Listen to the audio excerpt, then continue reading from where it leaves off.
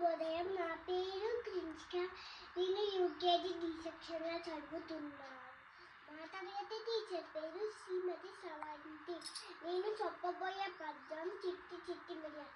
చిట్టి చిట్టి మిరియాలు చెట్టు కింద పోసి పుట్టమన్ను తెచ్చి బొమ్మరిల్లు కట్టి బొమ్మరింట్లో పిల్ల పుడితే బొమ్మ తలకి నూనె లేదు. బొమ్మ అల్లవారింటికి చల్లకు పోతే అల్లవారి కుక్క బహు బహు మన్నది. నా కాళ్ళ గజ్జలు గల్లు గల్లు మన్నాయి.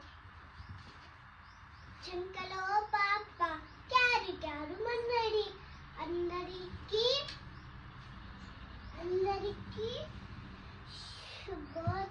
ధన్యవాదాలు. అందరికీ ధన్యవాదములు.